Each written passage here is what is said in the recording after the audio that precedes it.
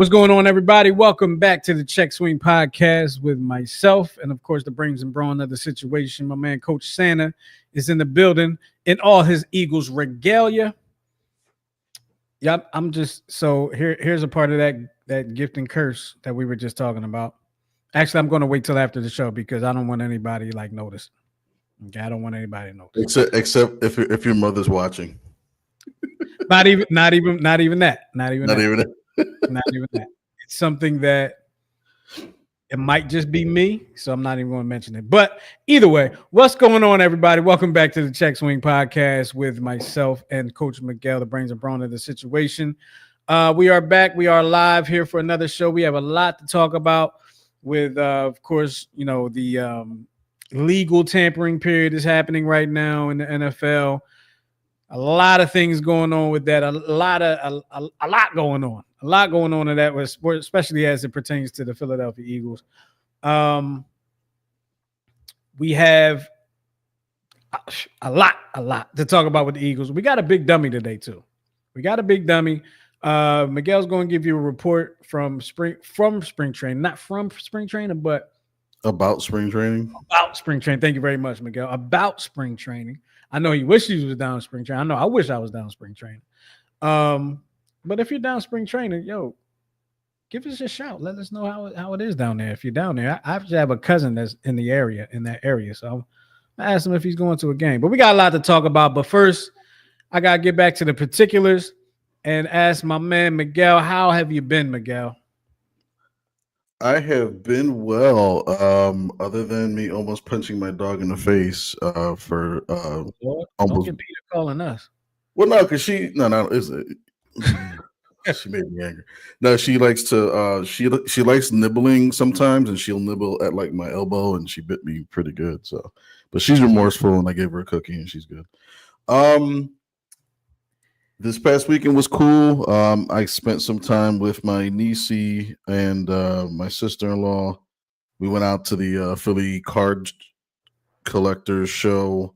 Bought this hat, bought some of the regalia here that shows 5 world championships, for the record, Cowboys fans. And then showing Howie with his scar, smoking a cigar. In his mafia glasses. So nice time this weekend. That's great. I'm glad you had a good time. I was thinking about I wonder how Miguel's making out up there. I hope he's not having to stand in line forever to see stuff. We went at 10 in the morning, so it was a nice crowd.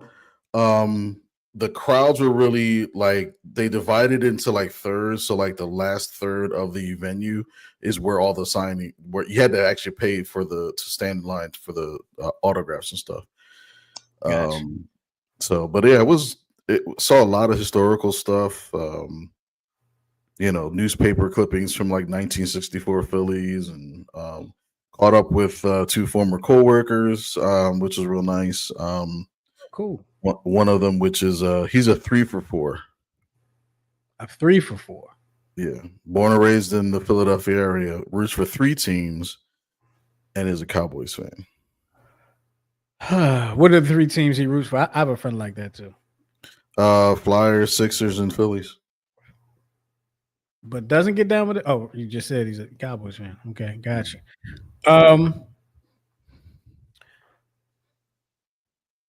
There's a comment. Let me put this comment in real quick. Kobe fan said, I wonder what Howie is going to do. We are going to get into that. We're going to do some talking about that. If you are concerned with some of the moves and or lack thereof that's been happening for the Eagles, you can hit us up 669-275-0548, 669-275-0548, or of course you can hit us in the comments. Hit us in the comments. And we also have the chat line that you can hit. It's absolutely free. All these are free if you have long distance calling and you have your free anytime minutes after 6 or 9 or whatever it is. Remember that, Miguel? Free anytime minutes. Yeah. Oh, don't call me till after 9 o'clock. After 9 o'clock, yeah, that was on or you remember the Sprint chirp? Oh man, we're going the Nextel chirp. I remember. The Nextel chirp that became the Sprint chirp because they merged. That's right. Okay. But yeah, hit us up 669-275-0548. That is the number to get through. If you have a question, not a question, but if you have a comment or you have an opinion or you just want to talk about what we're talking about and you want to join the conversation, hit us up and we're going to have some fun with that. All right. And also, too, we are live on Instagram, and I'm chatting with some of my current and former players who know absolutely nothing about sports. Okay. Well, shout out to them. Make sure that y'all share this link out with all your friends and all your rivals and stuff like that too. All right, let's get to it, Miguel. I think it's time to get to it. Yeah. The NFL's legal tampering period officially started yesterday, right? It was yesterday at noon. Yeah. Yep. Yesterday at noon. A lot of moves happening. A lot of moves going on. Eagles not making too many of those moves. They did make a move today. That brought an offensive lineman in here that, as of right now, probably won't see the field because of what we have at offensive line. I'm hoping that the trade today means that we're going to re-sign Becton on the offensive line, and then this gentleman will be his backup. But possibly. Yeah. That's what I'm hoping for. Quite possibly. Y'all let us know what y'all feel about that one. I mean, Miguel, I was shocked about that trade, to be honest. When it came down, like, wait a minute, really? Like, well, y'all got him out here again. And if you want to know who's really shocked about it, how about CJGJ himself in the video clip below? You want to check that out? Let's check that out. Let's check it out. Let's see what we got here. All right, so I ain't lying to you. Y'all ask him. Y'all ask him what happened. You want to tell him? They woke us up out of his sleep. Then he woke me up out of my sleep. Bitch, all I remember him saying, "Man, I'm getting traded." I said, "What? Ain't no fucking way." Fuck around. He on the phone with the GM and shit. They talking about, man, we gonna get you out of here. Type shit. All that bullshit, capping and shit. Damn. Hey, they made the move. What said? I ain't lying to you. I thought it was April Fools. For real, it almost is. I ain't lying. I saw 3-1. I'm like, man, April Fool. They damn sure got me. They playing crazy with me right now. But nah, it wasn't no love law. It wasn't no bad blood. It was a great phone call. Great phone call. It was an amazing phone call to be all the way thorough. Great phone call.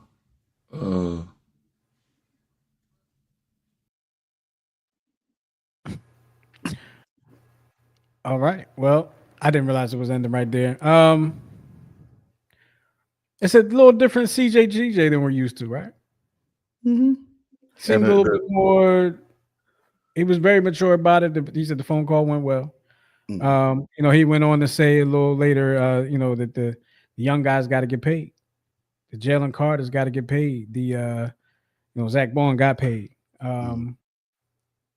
Who else? Quinyon going to have to get paid. Cooper going to have to get paid. Not now, but you got a few years. Jordan, maybe if they decide to stick with Jordan Davis. I don't know. He don't play too many snaps. He might play like 20 snaps a game, but he might have to get paid. So I was shocked, man. I was shocked when that happened. I really couldn't believe it because I felt like and a lot of Philadelphia Eagles fans feel like he was the heart of the defense, of the number one defense. And just to go through and we can touch more on it. Josh Sweat is gone. Darius Slay possibly gone. Isaiah Rodgers gone. Milton Williams gone. Oren Burks gone. I feel like I'm missing somebody. Pickett traded to the Browns. Yeah, I was just trying to talk about the defense just right there. But yeah, Pickett got traded to the Browns. I was actually shocked about that too, but not really. I mean, that just means was it Nate? Tanner McKee is the I guess he's the backup now, I guess, unless they pick up somebody late in the draft, which they probably will, and work them out in in the camp and then all like that. And then of course we know Myles Garrett won't be signing with the Eagles because he signed an extension, which brings. Go ahead. No, I don't know. That may not necessarily be the case because I mean, what's to stop? We've seen signing trades before, so And that was my first thought when I was like sign and trade, but the money he got, which I don't have in front of me, but didn't he get like a ridiculous amount of money? Like, isn't he like the highest? It's like 40 million a year. Like 90% of it's guaranteed. But we know, how he's the master manipulator, negotiator, and stuff like that. So, he could easily change like a probable salary into like a guaranteed bonus, which is how he gets around the salary cap so much. But I can't see a renegotiation now. Yeah, I mean it's far-fetched, I will admit, but if Myles Garrett is really serious about winning and he came in with the demands of I want at least $40 million a year and I need a Super Bowl potential quarterback and that's what they can produce, do you really care about winning? Right. And that's actually what the question I was going to get to. Like he said that he wanted to compete and play for a winner, and then he re-signs with the Browns. And we all know what the Browns are. I mean, they just traded for Kenny Pickett, so I don't know. I feel like a lot of times you always see guys that are like, I wish I could have won a chip. I wish I could have won a championship. And if Myles Garrett never wins one and always plays his career with the Browns and they never get better, he's going to be one of those guys that we hear say that. Or he could be like Mike Trout with the Angels in baseball. And I just love baseball. I'm just going to play baseball and just be that. Yeah, but Mike Trout, the difference is Mike Trout didn't say he wanted to play for a winner. Well, yeah. But he also said that. What did he say? It's easy to leave and go to a winner. That's what he said. And I want to give the Angels the opportunity, yada, yada, yada. They did so much for me, yada, yada, yada. And then 2 years later, they trade the best baseball player in the history of the game. And now they're back to AAA level. So, yeah, I mean, they was going to lose him anyway. So they lost him, didn't they? They didn't trade him. I'm sorry. Yeah, he did. They didn't re-sign him. That's what it was. He walked. He walked. They didn't get the trade they wanted. They got nothing for him, but some ticket sales. I guess that's the goal anyway, right? So let's talk a little. You got Josh Sweat. You got Oren Burke. You got possibly Darius Slay. You got Milton Williams. Okay, let me see. You got CJ, right? Mm-hmm. And people that are watching this where you are, y'all answer this question too. What is your level of concern with the Eagles defense right now at this moment? Like, how concerned are you? Like, are these the fact that we didn't get any of these guys? I mean, Oren Burke was the backup to Nakobe Dean, right? But he filled in and played well. Josh Sweat played well for us for a while. I mean, he was on the 2022 team that went to the Super Bowl and played well for us for quite a few years. Some of that, I mean, we always see that, the guy on the opposite side of the guy that played Jalen Carter, the guy that on the opposite that played from Javon Kearse, the guy on the opposite that played from Reggie White, the guy on the opposite that played from Simeon Rice. Those guys always tend to do well in their situations, and then they go somewhere and they kind of become average, right? Javon Hargrave makes I think of him, right? Like, he's a good player, don't get me wrong, but he had a really good season in 2022 with the Eagles and goes to the 49ers and was like a so-so player. Shout out to the big homie Rob Battle. He just joined us backstage. He's getting himself together, and I'll bring him in quite a minute, in just a minute. Excuse me. But you got Joshua who he did well, and I always like the celebration. Yeah, I always like that. Oren Burke, a good backup. Slay, we all know Rob wasn't feeling Slay too much. He said he got hurt too much. I like Slay personally. Like I felt he did more. He was better than he was bad. Does that make sense? Yeah. He was more better than like that. So they were making plays more than he was getting burnt. Let's put it that way. You can look at the Rams game, for instance. Like he came up big in a lot of plays. He did get toasted in that one play Yes, towards the end. Yes. I think he was just off balance, but yeah, he did get toasted. But there's not a corner out there that's never gotten toasted. Every game, right? There's always a play that they mess up, but I think just having that veteran presence, and I think too, now that the rumors of him actually not signing with the Steelers, it gives him the opportunity to do what he wanted to do, which was to retire an Eagle, and play one more year. So I mean, I say why not? Give him that opportunity, but providing that you have somebody in his place to take his place, so to speak. Right. So, and I don't think that person is there yet. Yeah, and I'm going to bring Rob in. I'm going to bring Rob into this conversation. What's going on, Hall of Famer? What's going on? Miguel, go ahead. Continue what you were saying. I think that the only two moves that I see that are like kind of eye opening for me were the CJ GJ. I'm always like cognizant of moves where there's not a replacement already there. You know what I mean? Although I know that was Isaiah Rodgers, then you got Reed Blankenship. So it's like, okay, we still have all of our starters per se. It's just all the backups or most of the backups are gone. But between that one and Josh Sweat, I know that Nolan turned some heads, and I think he's going to be viable at that position on the opposite end.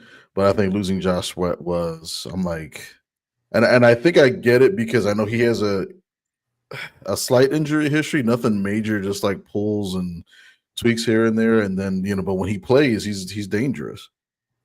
So I think losing Josh Sweat and CJ GJ, I think those are the two that are like I'm not worried about Oren Burks because again, if Nakobe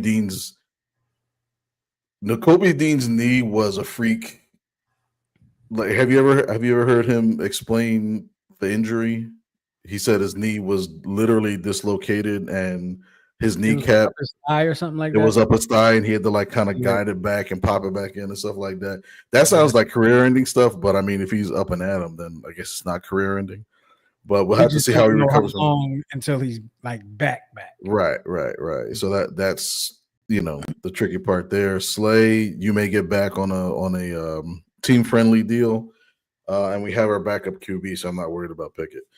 And I know Myles Garrett, like I said earlier, is already signed to like a monster deal, but I just, if you're really telling the world that you want to win, you don't think that story is done yet. I part of me doesn't. Maybe because I don't want it to be done. But and signing trades in the NFL very rarely happen. They have happened before, but they're very rare. It's more of a basketball, hockey thing. But I don't know. I like, if you're demanding your team trade you unless you become the highest paid defensive tackle and you sign a Super Bowl experienced quarterback and Kenny Pickett's the best that you got. Nothing against Pickett. He showed, glimpses during his games that he did play, but they're glimpses. You know what I mean? Behind the offensive line that could keep him clean. Right. But it's like quarterbacks. I mean, you saw what happened with Sam Darnold getting, signed to a monster deal in Seattle for what, 7 games of work, and then in the playoffs he turned into the Jets version of Sam Darnold. So Hall of Fame, we got the Hall of Famer Rob Battle in here. I was asking Miguel, C.J. Gardner Johnson, Isaiah Rodgers, Josh Sweat, Orrin Burks, Milton Williams, Darius Slay, possibly. I feel like I'm forgetting somebody. But do you have concerns, you as a fan, do you have concerns about the Eagles defense after losing these guys? I think Howie earned the right for us to trust what he's doing. So I'm taking the sit back and wait and see approach. Mm-hmm. I'm not gonna lie to you. I like CJ. That's my guy. I was upset we let him go. I was too. And I was too. Yeah. So I'm more upset about that one. I really don't. Darius doesn't really bother me, but and those other guys. But CJ, I don't know. That's my guy. I like him. He was the heart. He was the heart of the defense. There's probably some. I know my boy mentioned to me today. There's like some plays missed here and there. Maybe he wasn't comfortable, grasping the whole defense. But I like CJ, man. He just brings something that you don't see on paper, even though he gets interceptions and things like that. But I think he just got a little something extra. You just don't. He provides that spark. He provides that defensive spark. He provides that kind of edge. That edge for last year, not this past season, but the season before, the defense didn't have an edge to it at all. Yeah, as the French would say, he just had that certain je ne sais quoi.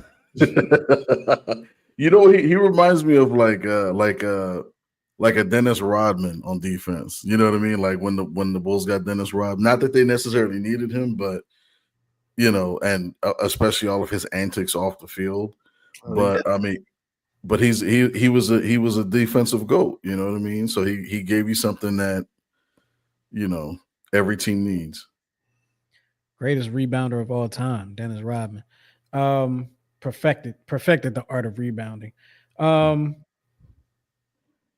know what? I gotta go down to your notes, Miguel, because you got all the better notes down here. Got all the better notes down here. I'm looking at the draft picks now that the Eagles have, right? They have their own pick in round 132 because they won the Super Bowl, so they automatically 32 pick. They didn't have any type of trade or any.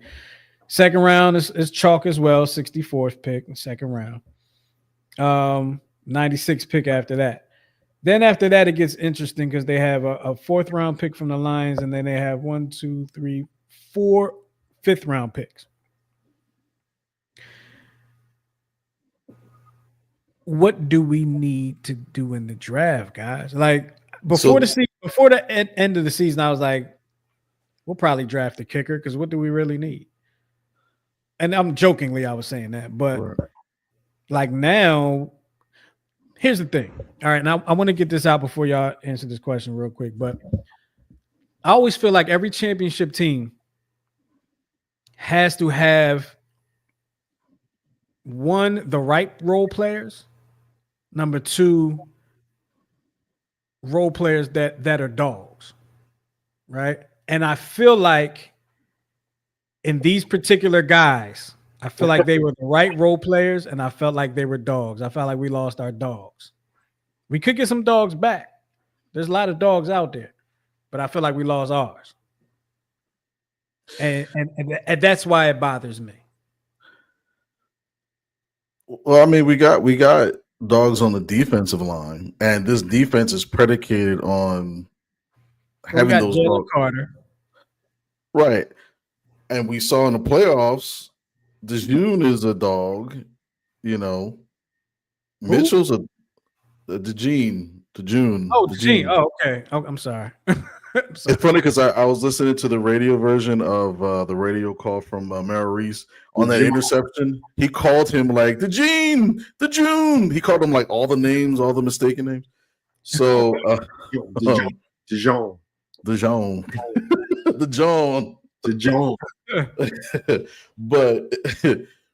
but I think the dogs are there, and I think there's younger versions of a CJGJ. You know, I don't know if Reed Blankenship is it, but or if they'll find somebody else. But and I think that's the reason why I'm still holding out on Myles Garrett because of all the picks that we have. Who's to say we can't give them like a 1 and like 2 5s or 3 5s and you know what I mean? Like there's a lot that Howie has a good deck to play with, so to speak. He has a good hand to play with, cards wise or draft wise. So I guess. I guess. And you're talking about as far as having draft picks. Right, because you want to have draft stock or draft equity and use that. So if you want to play, give them somebody and add a couple of picks, he's more than have enough leverage to do it. And even with a 32nd pick in the first round, that's still probably better than a large portion of other teams, could give them. So. Maybe, I guess. I mean, teams are capable. I don't know. You know what I mean?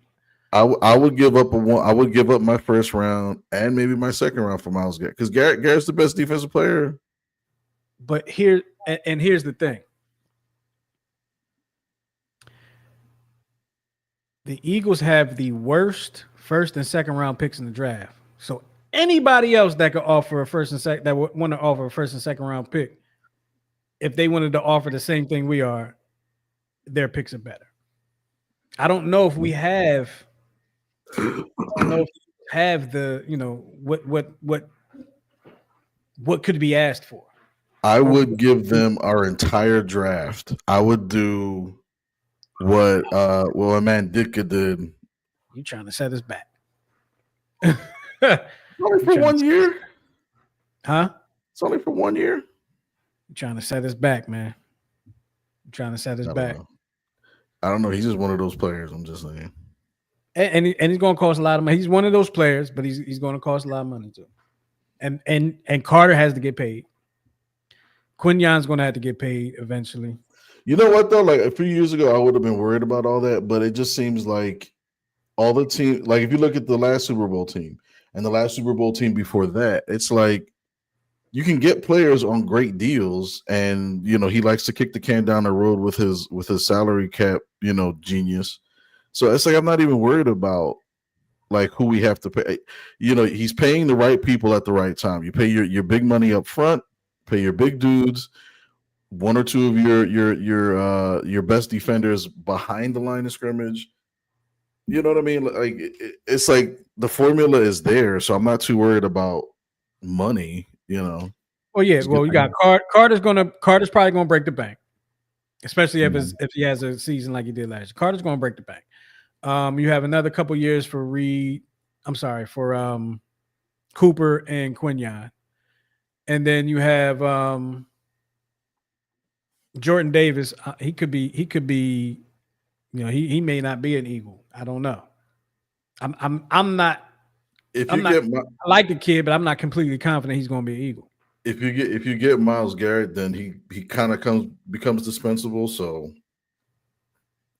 I'm not too worried about it. He definitely does, because Myles Garrett is a 4-down defender. Mm-hmm. Jordan Davis is not. He's a run stopper. So I don't know. It's going to be interesting to kind of follow that and see. I want to have a little bit of fun, Miguel. And I'm going off the rundown. Excuse me. Sorry about that, y'all. And I want to I want to do the I'm trying to find it and no, I'm trying to stall. I'll keep missing it. The dummy of the day, the big dummy. I'm gonna do the big dummy. I'm just going to have some fun with that. Okay. And I know you didn't have it prepared, so I No, apologize. I got you. But I want to do the big dummy because it's it was interesting.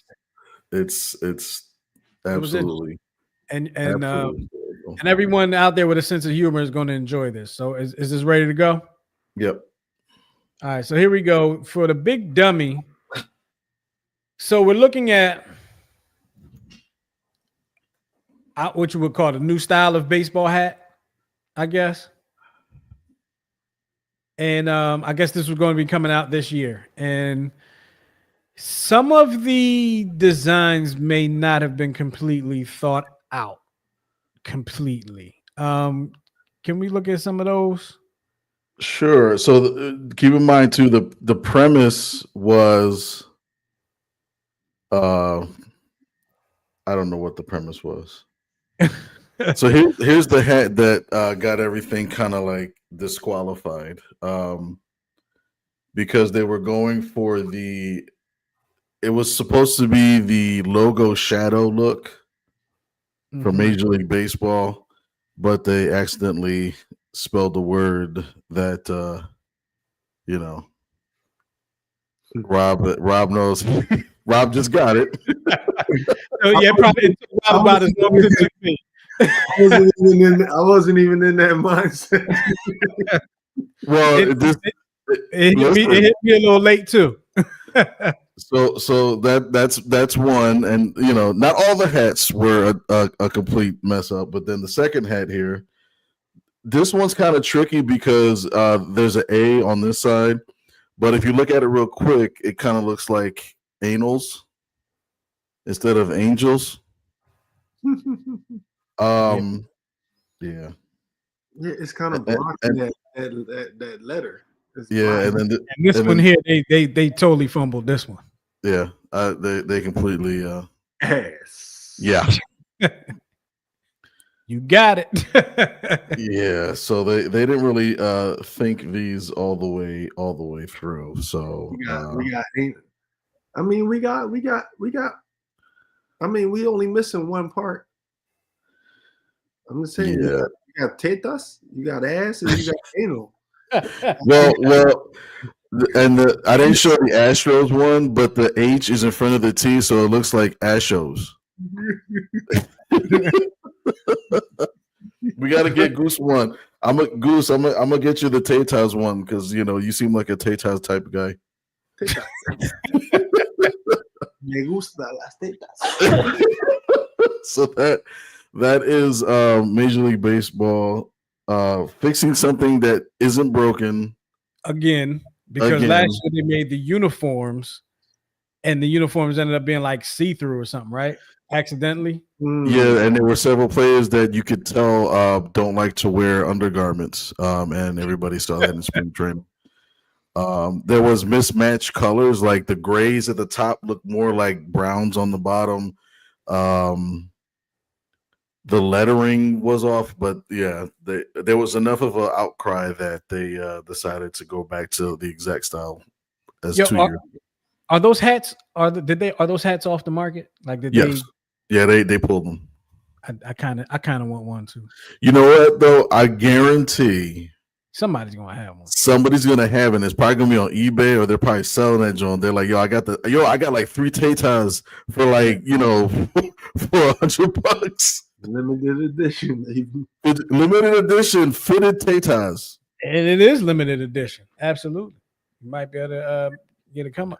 It would have been funny if they had the teams wearing those for spring training. Though.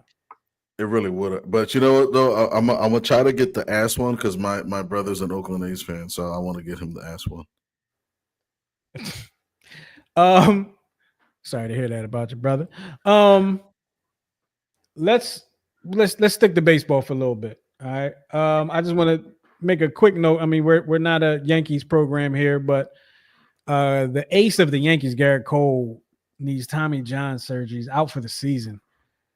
I hate seeing players go out for the season in preseason. I hate any sport, any team, even if I don't like the team. I hate seeing that because every team feels like they have promise. Every team has expectations, whether they are championship expectations, whether they are competing expectations, growing expectations. There are expectations. And then when your number one pitcher, when your best player goes down in the beginning of the season, it can do one of two things. It can really just kill your spirit going into a season, or it can rally you together and, you can do something special. But one thing we do know, Miguel, it is the New York Yankees. They may be on the phone right now with somebody trying to fill that void. What you think? I would give him Aaron Nola for Luis Soto.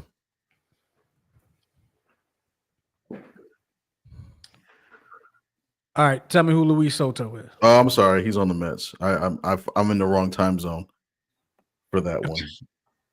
I forgot that quick that he's a Met. I forgot just that quick. You mean Juan Soto? That's what I meant. Yeah, I said Luis Soto. Luis Soto is he was the little Dominican guy from like the 1998 Yankees. You were all over the place with that one, but I was. I mean, shoot, yeah, I'd trade Aaron Nola for Juan Soto too. Absolutely. But he's a Met, so it wouldn't. Yeah, the Met. I don't think the Mets are giving him up. Was it you, Miguel, that shared the video of Juan Soto dropping the pop fly or something? Oh, you mean Aaron Judge? No, it was Juan Soto. I didn't see one with Aaron Judge. I didn't see that, but I saw one. I think he was dropping a pop fly or no. That was the training one. How he trains with his personal coach, and he was doing the baseball to knob drill. No, this was in the outfield.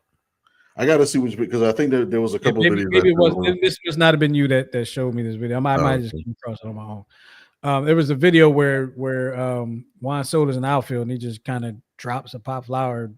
Something happened. I can't remember. I shouldn't have brought it up. Sorry. Do you have any report about spring training? So real short, real quick. It looks like one of our top relievers, Matt Strom, is dealing with a impingement and a bone bruise in his left shoulder, which is not good because that's his throwing shoulder.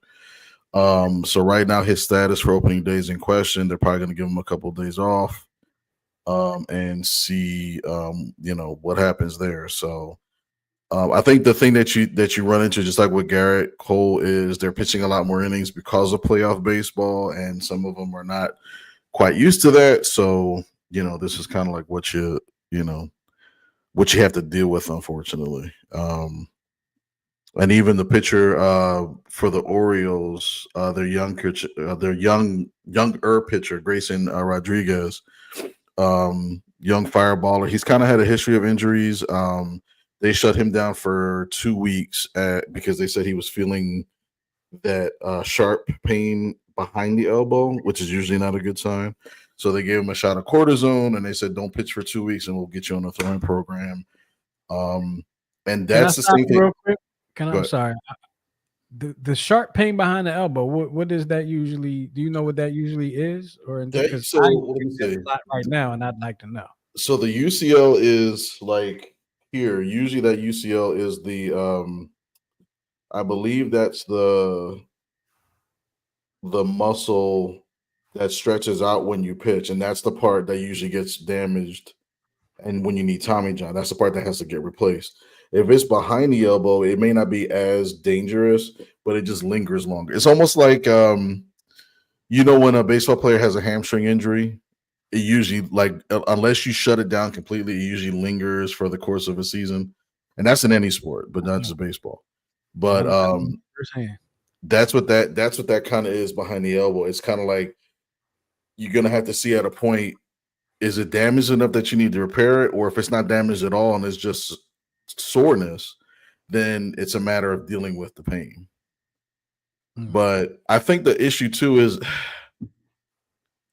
and I think I talk about this all the time. UCL Tommy John surgeries are up almost like 500% over the last like 5 or 6 years.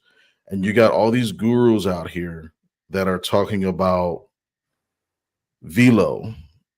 They're talking about, generating all this power and you know, throwing with all your might. I just think it's catching up to a lot of these players.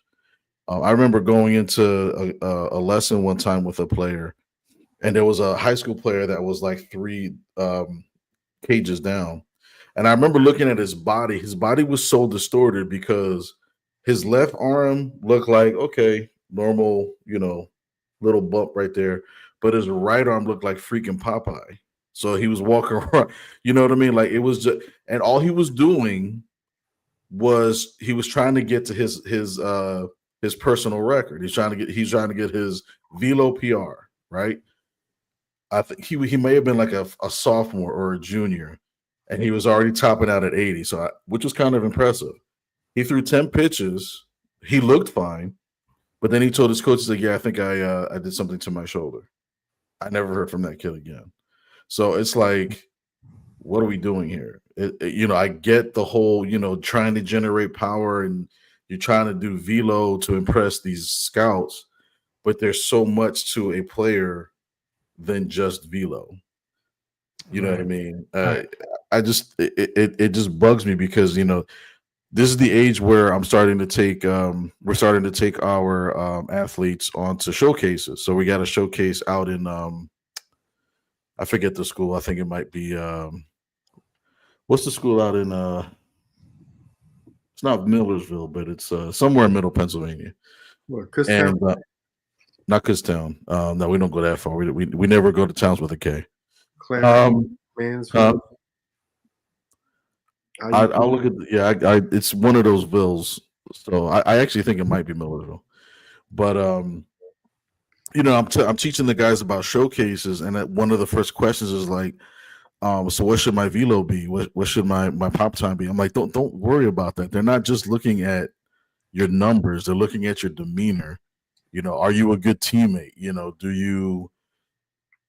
how do you handle being up by 5 and then being down by 3? Like how do you rise to the occasion, or how do you fall? You know, there's just so it is that whole teacherman guy, the guy that does the swing man, whatever he is.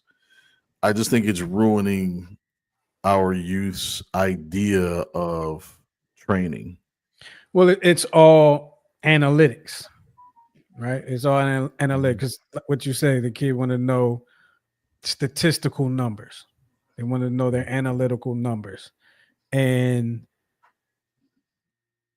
at a young age, they probably don't understand the different steps, the different things that you can do and I'll just use your example to increase your velo as a pitcher. Like it sounds like that kid was just working his arm out and just trying to throw hard. Like I don't know what his regimen was, but that's a lot of legwork to help get your velo together. Like you're not going to see a pitcher with no leg strength that's hitting 90 miles an hour. You're just not going to see it. And that's the part that like that nuance. Like Nolan Ryan was a good example of this. You know, Nolan Ryan, he pitched up until like he was 46 years old, or was only on the disabled list twice in his life, twice in his career. His secret was after every game that he pitched, he drank had 4 cigarettes. So the second day, he would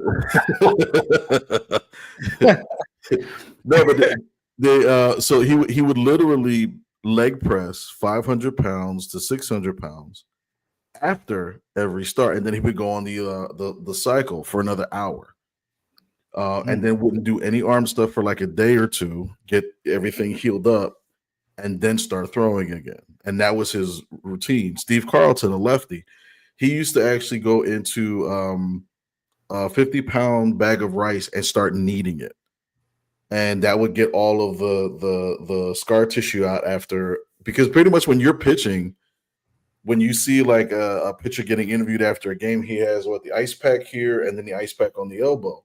That's all scar tissue that's trying to heal. You know what I mean? So you're literally, you know, trying to get like the arm, I guess, reoxidized, if that's the term, get it healed, but you still got to work out everything else. It's the legs that generates the power in your swing, It's the legs that generate the power as a pitcher. And I always use an example of a boxer. Like a boxer can punch like that, but when you actually throw your hips into the punch, Bruce Lee taught this very eloquently. You throw your hips and your legs into the punch. Now you can kill a man. You know what I mean? So it's the same concept in baseball. Everything starts with the legs. Gotcha. I'm sorry. Were you finished with your spring training report? Yeah, it was just that. Everything else is we're getting to like 2 weeks left till the season starts. But that's the big news out of Clearwater is the injury to Strom. Strom. I know that, yeah, that's it. No, that's it. Morgan State. You had some news about Morgan State. You're in the great city of Baltimore. What's going on at Morgan State? So I know that there was a settlement between the NCAA and the NCAA athletes in regards to student athletes getting paid to play. So, but it's up to individual schools to opt in to that particular program. So Morgan State officially announced that its student athletes will directly receive a portion of any school sports revenue going forward. So this was approved by the Morgan State Board of Regents. So they're going to allow profit sharing amongst the athletes. I was talking to one of my athletes a month ago or 2 months ago when we got together. And I asked him how that kind of worked. And he actually was telling me he actually went to UMES, your alma mater, and he wound up transferring. And he was talking about how he got his profit share before he left, and it wound up being I think like $2,000 or $3,000 a month. And for a 19, 20-year-old, that's a hell of a lot of money. Wait, they have profit sharing at UMES? Yep. And he said at the school that he got transferred to, he's probably going to get about $1,500 more. So, and that is a good way. That's one way of doing it. I don't know if it's a good way, but that is one way because basketball and football, we know, are the money-making entities for the athletic department. Football 1, basketball 2, depending on the school. But most of the time, football 1, basketball 2. I'm wondering if I'm wondering if they are sharing amongst all the student athletes, like we were talking about last week with Georgia. If you don't know what I'm talking about, go ahead and check out last week's show after this one's over, where Miguel talks about the profit sharing amongst the programs in Georgia. I'm wondering if does the baseball team get a cut? Morgan State doesn't have a baseball team, but do teams that are not football and basketball, are they also I would be interested in knowing, or is it just the teams that are really bringing in revenue? So that breakdown was the bigger the sports, the bigger the cut. So I think football had they got 65%, basketball got 30%, then they spread it out 15, 10, and 10, stuff like that. But I believe the rule is that they will leave it up to the schools on how they divide up the revenue. And you said this kid was a baseball player at UMES? Yes. Okay, but he said he promised me he's of course I didn't leave because of the money. I'm like, I would have, but he said he left it just because of a program philosophy, which again, normal, Out of curiosity, when did he go? When did he leave UMES? Last year, before they won their first game after 58. Yeah. So there were a lot of guys that left last year. Real quick situation. The head coach last year was a brand new coach, and a lot of guys entered the transfer portal. A lot of guys didn't get picked up out of the transfer portal. But once you enter the transfer portal, you lose your scholarship. Now it's up to the school to give it back to you. That's what they don't talk about, man. They don't. You're absolutely right. They don't tell you that. It's not so sweet. Everybody out in the portal without nowhere to go, and they don't tell you that there's thousands of student athletes in the portal with nowhere to go. Yep. But that's probably why they probably don't care now, because of the profit sharing. It's like, well, okay, big deal. I lose my scholarship, but I just gained. I'm going to Georgia and I'm gonna get $1 million. If they make the squad, it's a big chance. It's a big risk. These students just chilling in the portal. Ain't got no damn school. Mm-hmm. Speaking, keeping it with Baltimore, Angel Reese collective bargaining. Miguel, you put that in there. I didn't get a chance to look at that story. What's that about? So, the collective bargaining in the WNBA is set to expire this year. So, Angel Reese had come out kind of threatening the league and their higher ups, saying, they need to pay us more or we'll walk. So right now she's under a 4-year contract under her rookie deal, which it was $324,000 for 4 years. So she made about $75,000 in her first year, and will make considerably less in 2025. And she admitted that she can't even afford to pay her bills on the salary in a video on Instagram. So her quote was, "I'm living beyond my means. Hating pays them bills, but I just hope the WA don't pay my bills at all. I don't even think that pays one of my bills." So yeah, sound like your bill's too high. Yeah, what kind of right? It sounds like you're spending a little too much. But you pay one of your bills. She just paid her mom's house off. I know she did that. Right. So, but I mean, 75,000. I don't know how many games are in the season, and then the travel and everything else. So, like she said, she's living beyond her means. Right. So she's probably living on. She's probably not saying living beyond her means. She's just using it. She's just trying to use that as an example, saying, "Hey, we need to get paid more." She get paid plenty of money off her endorsements. And stuff. That's what I was gonna say. The endorsements she's not talking about. This comment was before all the endorsements. Cereal. She had all of this in college. She had Mercedes, and she gets money, yo. She gets money. Nobody want to hear. I'm trying to figure out who made her the face of the leader of the W. Who put you in a position to talk for the league? So let me advocate for her, because that's a good question. I'm just going to say, who are you? Are you the leader of the association? She's somebody that they'll put the microphone in front of because she's going to talk. That's who she is. Now, I don't know if she's speaking for anybody. That's a good question, Rob, but she's one that's going to say something when you put the mic in front of her face, and that's why they continue. That's why they will always put the mic in her face and ask her a question. I'm trying to figure out what they bargaining over. What they're bargaining with?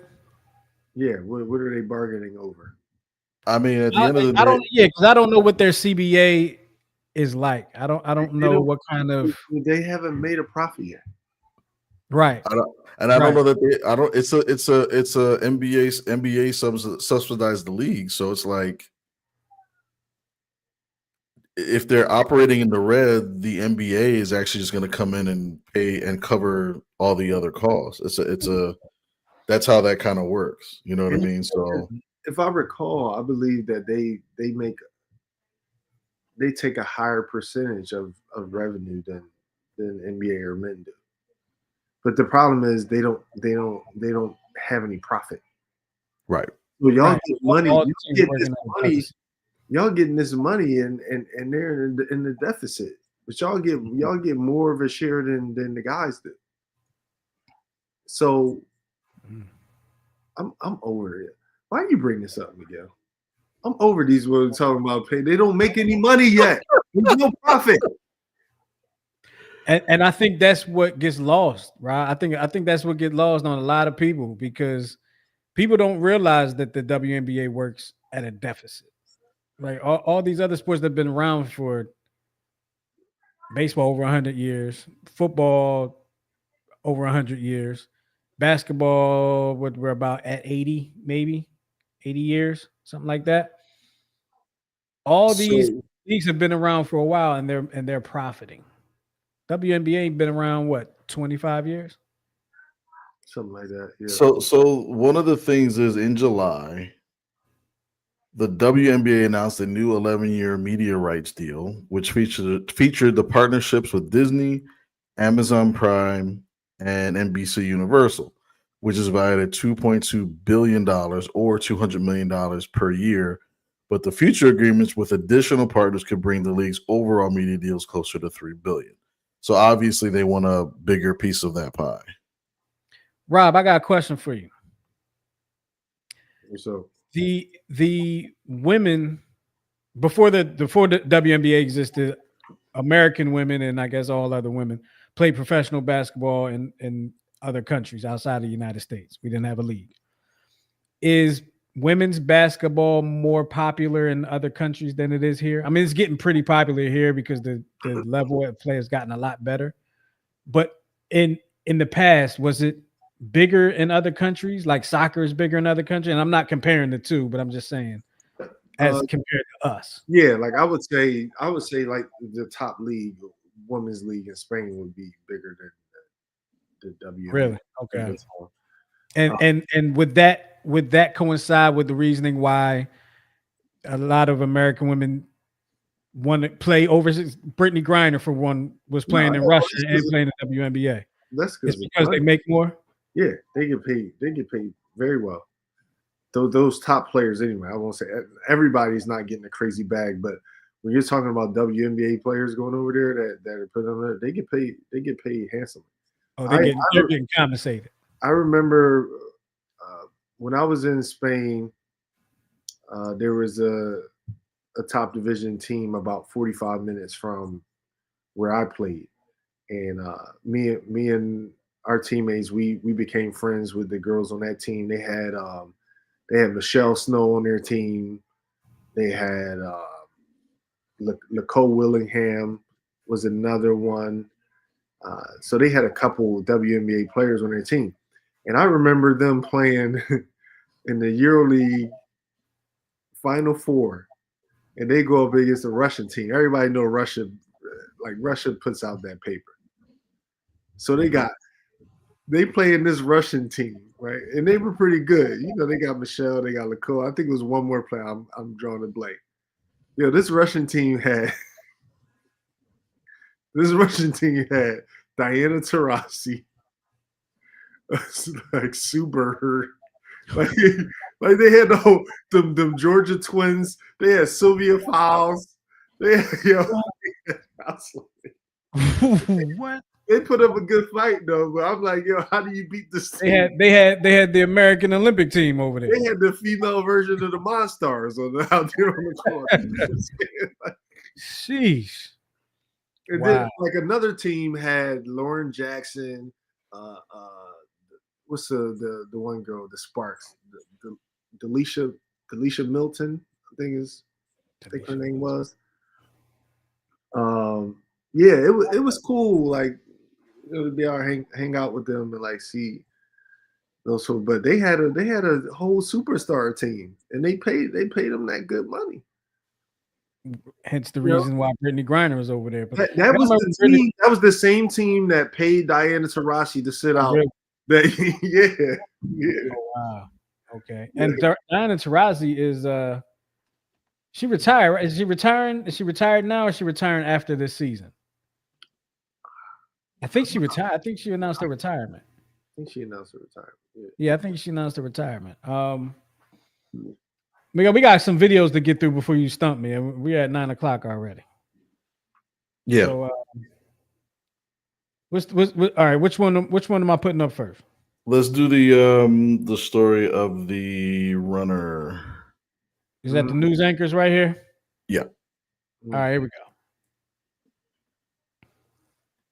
New reaction as a video involving a local athlete gains national attention. It shows a high school track athlete from Portsmouth appearing to hit a fellow runner with a baton during a state championship race. So the family of the girl hit by the baton tells ABC News it wasn't an accident, but the other girl's father is sharing his side of the story to 13 News Now. Shane Fordham joins us in the studio with more. Shane, what can you tell us about this? Well, Dana, Janet, Genoa Everett, father of IC Norcom athlete Alayla Everett, is speaking out following the now viral video of his daughter making contact with another runner in the head with her baton during a race. We got to understand this is sports. And sometimes things not always what they seem. Since this footage went viral, Alayla Everett says she's received backlash from across the country and even received a death threat while at school. And I'm going to fight this the way I'm supposed to, or the best way I know how. But I refuse to drop down to their level. I refuse to show a bad example for my children. And if I'm not strong, how would I expect them to be strong? Alayla Everett was running the 4x200 event in the Virginia High School League Championships when the incident happened. The video shows Everett swing a baton, hitting Brookville High School athlete Kaylin Tucker in the back of her head. That's when she hit me with the baton. I just felt a bang on my head, and then I fell off the track immediately. Genoa Everett says the incident was accidental, stating that Tucker came too close to his daughter and tried to cut her off too soon while coming around the curve, causing Alayla to lose balance. When the young lady cut her off, my daughter couldn't pump her arms. Ain't no control where your arms go. It's the one event in indoor track where there's the most contact in the history of track and field. Vincent Pugh, track official for the VHSL, says Tucker didn't allow enough space between herself and Everett, which led to the accidental hit. Imagine me running side by side with you, full speed. Even at this point, she's not a stride ahead of her.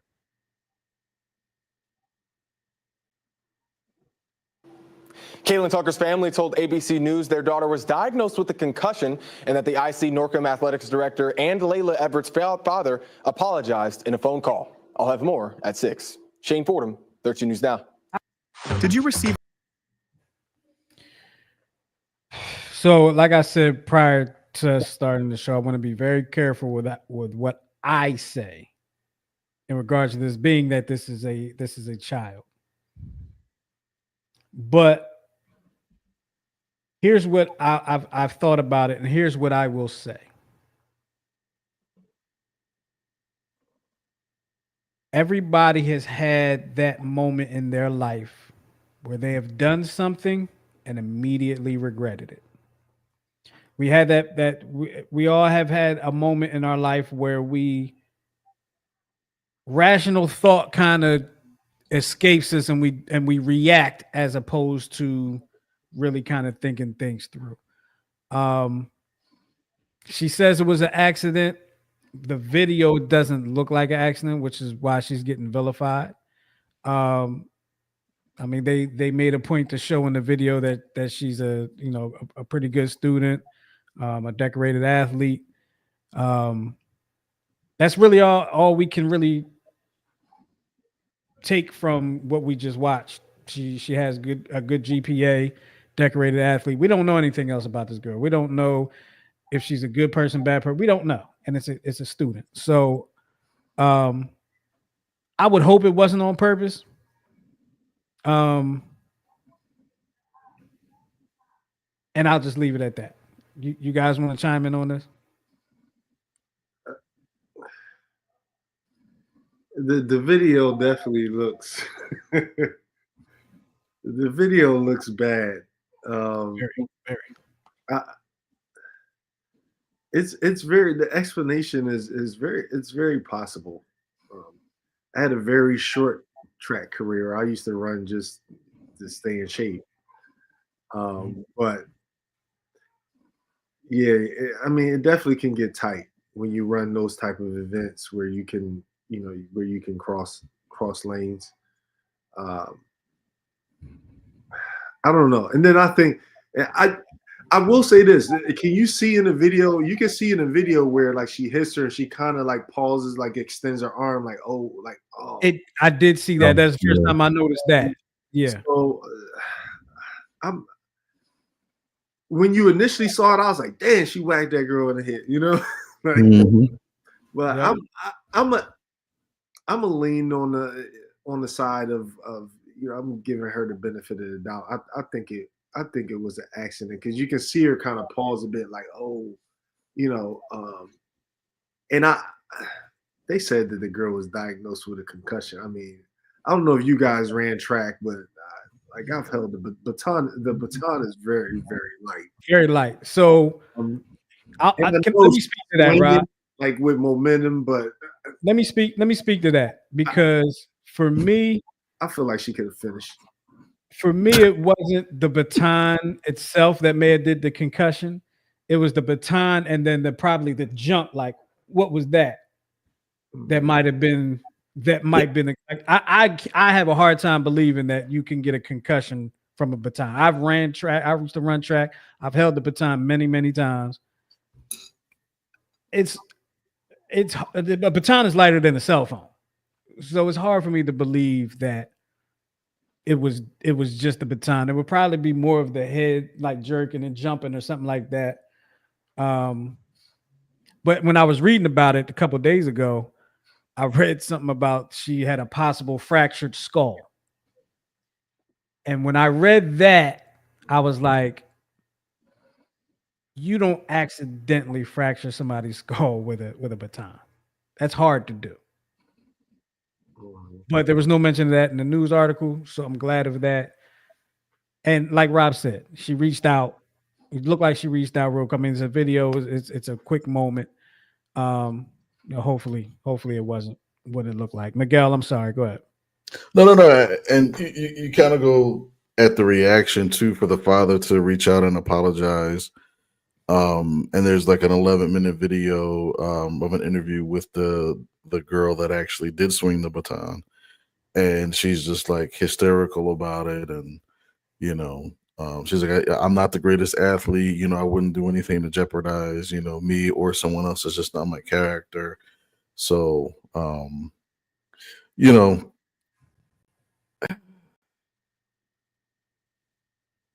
the way she explains how it happened, we kind of bumped each other. She in one video she did explain that the baton actually, when she was coming back up, kind of got caught for like a millisecond on her stuff. So she was trying to like get it out, right? So I think that's what and like Rob was saying too, alluding to what Rob was saying, when she didn't come back and swing again, she was like, oh, so.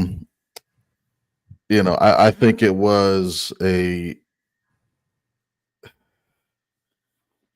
it could be an accident that looked purposeful. It really looked purposeful. But at the same time, it's a teachable moment. If they can come together and she could be, look, I know how that looked. It wasn't my intent. It wasn't what I was trying to do. I just, it just happened. You know what I mean? Like bring it together, teachable moment. I apologize, accept the apology. Let's go to the same school, whatever. You know what I mean? Here's one thing that bothered me from when I read the article. This is the part that bothered me, and it's not mentioned in there because they said the dad reached out. While they were there still at the meet, and supposedly at this meet, supposedly these two teams were actually sitting next to each other. A lot of times these teams are sitting in the stands. If you ever ran indoor, teams are sitting in the stands, outdoor too. They said nobody from the other team reached out or said anything to her, or no apologies or nothing like that at the meet. So that was kind of interesting to me too. Like that just I don't know. I don't want to assume.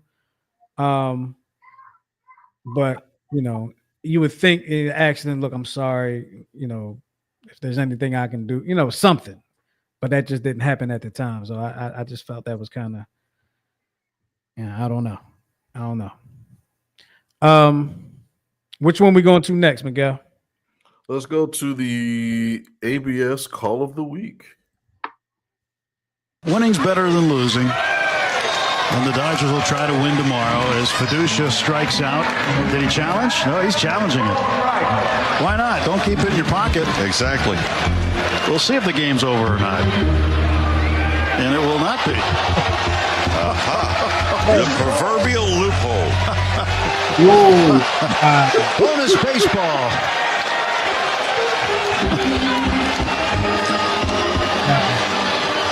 By 0.1 inch. I thought Pagano was going to use the challenge on strike 3, but Fiducia did. Should have. Okay, so Grant Taylor, 2-2 pitch. And strike 3 called again. Challenge it again. And is he going to challenge it again? He is. Yeah. All right, let's see.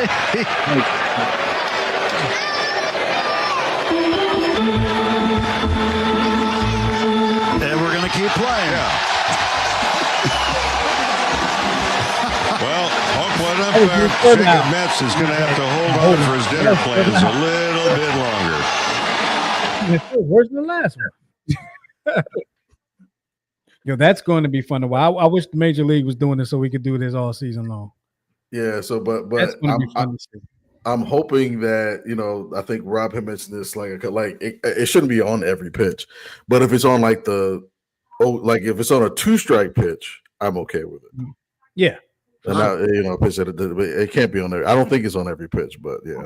I'll tell you this. I think y'all worried about the wrong thing. I'm impressed by the placement 2 pitches in a row. Did you see that? Mm-hmm. Yeah.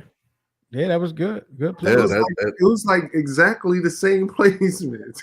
And for it to be what 0.2 inch, 0.2 of an inch, 1.3. Yep. I'm like, oh my goodness. I feel like on that one that was 0.1, if the ball had been like diagonal and the seam was this way, it'd have been a strike. Yeah, it would have been a strike. Yeah, cutting it in. 2-seam versus a 4-seam. That was close. Actually, you can challenge any pitch, but you only get 2. But if you are successful, you keep it. Because Trey Turner, I think last week challenged the first pitch of the game. Oh, that's right. That's right. As a joke. Yeah, I remember that. So just news. I just saw Junior Bridgman just passed away, who was one of the first big time businessmen from after his playing career in the NBA. Only made about $3 million in his total career and ended up becoming a billionaire. Wow. Owns about 100. He was owning over like 100 Wendy's and Chili's, and just a very astute businessman, and took what he did in the NBA is only $3 million and turned it into $1 billion empire. He was he's the reason everybody thinks they can own a couple car washes and make it happen after they done. Yeah, he did a bottling company, bottling for Coca-Cola, like that. He was the real deal. I'm gonna take this money that I made. I'm gonna make some money with it. Shout out to Junior Bridgman. Rest in peace. Rest in peace, Junior Bridgman. Minority owner of the Milwaukee Bucks. Yeah, he was the first to do it. That's what's up, man. Not many people know about it. Yeah, not many people knew about him. I just learned about him maybe a few years ago. So we it seems kind of wrong to introduce this new segment now.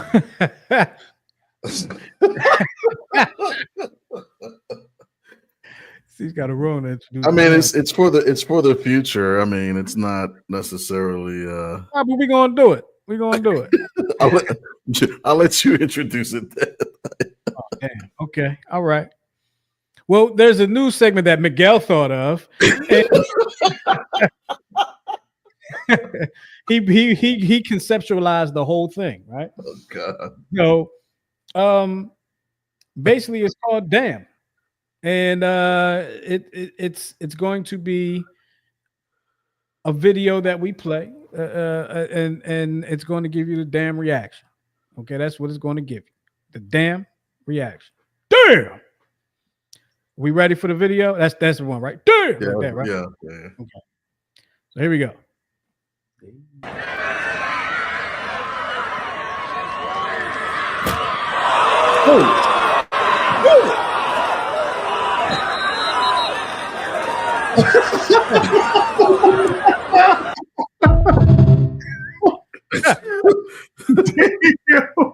That's it. That's it. That's it. That's what we were looking for right there. That's what we were looking for right there. Wait, hold on. We only get one. We only get one take. Yeah, I need to see that again. Hold on. I've seen it 100 times already. Man. Wait, is he okay? Oh, Lord. Wait, did he fumble too? Yeah, he did. Is there a report on him afterwards? Is he okay? He definitely got a concussion. For sure. Cue up the video of Smokey standing over Debo. He fumbled the ball too. I mean, yeah, that's what everybody's like. Son. The ball goes one way, his helmet goes the other, but the funny thing is, let's watch it again, right? The funny thing is, the ball comes out, right? Nobody really goes after the ball right away.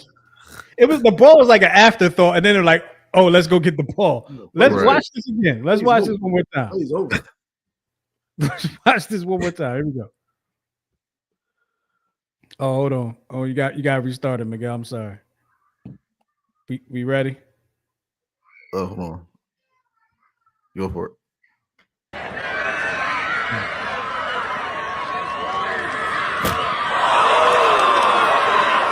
Then they go after the ball. And then I didn't hear anybody yell fumble either. You heard the contact. Nobody yelled fumble. So many rules broken on this play. And look at that. He's talking about football. What? No. You see that? Who want to do that? Nope. I was crazy in high school. I got out of that real quick. Listen, and they always say the game of football made more basketball players than anything else. They say. Yo, every good player got a story. Like, I used to play football. It's the same story. He's like, yo, I was playing quarterback. I got hit at one time. That was the last. That was a lot of people have that story. Listen, if I was smart, I'd have quit after a practice one day in football. And I don't even know if this is true, but this is how it felt to me. We were doing a drill. We were, I forgot what the drill, but we were just basically running and colliding into each other, right? Oklahomas. You were doing Oklahomas? We weren't. The Oklahomas when you laying down and you get up, right? Oh, yeah. You're right. We weren't doing that. We were just going head up. And for whatever reason, I'm going up against the center of the football team. And he hit me. And I promise you, I think I saw my shadow as I was flying backwards. I think I looked at the ground and saw my shadow, and then I hit the ground. Like I saw it, like, I'm boom, and I'm looking down, I'm seeing my shadow go through there. That I should have quit football that day. He separated you from your shadow? Yup. Yup. My shadow looked at me and was like, yo, what are you doing? Your shadow was like, damn. Yep. Shadow was like, oh, wait, are we going down now? Oh, what? Right. Are you going to rejoin me yet? Like, what are you doing? When you have a minute. That day. But I kept going. All right. So this is the part of the show. This is the part where Miguel stumped. And he said he got a real good one today, y'all. So I'm going to close the comments so I don't get any help until I ask for it. Oh, good Lord. 1981 World Series? Come on, man. All right, so you got the Cy Young. So this is a picture. You Cy Young Award winner, Rookie of the Year, 81 World Series. And he was a Silver Slugger? Oh, damn it. It's one of these again. A Gold Glove and was the Major League Player of the Year? Yep. All right, the teams are one of them is the Phillies. Right. One the Padres. Yes. So he played for the Padres after the Phillies. Mm-hmm. I have no idea who that is after the Padres. And I was surprised by this, but the St. Louis Cardinals. Okay, so the Cardinals. So give me the first three teams. I don't know that. I don't know who they are. The Los Angeles Dodgers, the California Angels, and the Baltimore Orioles. A Cy Young Award winner. Baltimore beat Philly in the 81 World Series, right? No, in the 83 World Series. Phillies won the 81 World Series? No, the 80. Phillies won the 80 World Series. Who won the 81 World Series? I don't know if I should tell you. You might get it. I was born in 81. I don't know who was playing baseball. All right, so in 1981, it was the Los Angeles Dodgers that won the World Series. First ever strike shortened year as well. It's not. What are the teams again? No, because he didn't play. He did play for the Phillies at one point, but I feel like we already had this guy. So it's not Fernando Valenzuela, right? It is. It's Fernando Valenzuela? Yeah. I'm so smart. You sounded the least confident. Oh, I was not confident because I thought we did Fernando already. He looked like that actor in the Baltimore Orioles picture. He looked like that one Latino actor. Can't remember. I don't know his name. He just recently passed away, didn't he? Like last year? Last year, yeah, he had recently passed away. I did not know he played for the Cardinals. That was the very last thing. What is the Silver Slugger Award? What is that? Silver Slugger is for being top 5 hitter in baseball, batting average and hits for your position. So for your position, okay. Yeah, he could have been. He could have Silver Slugger every year. Then. So, fun fact: I went to the game in 1994 when the Phillies first got him, and I remember he got a standing ovation from all the Latinos in the crowd because he's Mexican, and he pitched 5 shutout innings and got 2 hits, and I think he wound up winning the game. He got the win, but I think it wound up being like he got tired after the 5th inning because he's Mexican. So that's the reason. Yeah, at that age, but he wound up. I think he wound up winning the game like 6-4 or something like that. So, yeah. I was also at that game. Nah, you I wasn't. liar. I wasn't at the game. I'm pretty sure I might have watched it on TV because I was excited about Fernando Valenzuela. Gotcha. Well, me being the Latino, I was excited, so I went. That's when general admission was $650. Wow. Yep. You can just remember them days like, yo, let's go down to the vet. Let's go watch the game. Okay. And you can bring in your own food and liquor. Not that I did. I was old enough, but I sat around people that did. I had my first experience with marijuana at an Eagles game in '94. I'm sure. I hope the statute of limitations is over on that. Well, I mean, I didn't smoke it. So we were watching. It was never mind. It was Buddy Ryan's return to Philadelphia as the Arizona Cardinals coach at the time. Back when he socked Kevin Gilbride. Yeah. No, that was Houston. So we were sitting 300 level, and I remember these 2 like older white gentlemen. They looked like ZZ Top and ZZ Top's brother. They had these long things, wrapped in aluminum foil. So when they first opened, I'm like, oh, they're getting ready to eat a cheesesteak. I'm like, oh yeah, I guess I'm kind of hungry too. But they dug out all the meat, and out came dime bags for everybody. That wasn't meat. That was tobacco. Hello. That's what they dug out. And I remember leaving in the beginning of the fourth quarter. I don't know. I don't remember getting home. What year was this? 1994. So you don't remember getting home. Contact. Yep. All right. Well, this has been fun. It's been an interesting. It's been an interesting night. Eagles are going to make some moves, y'all. Eagles going to make some moves.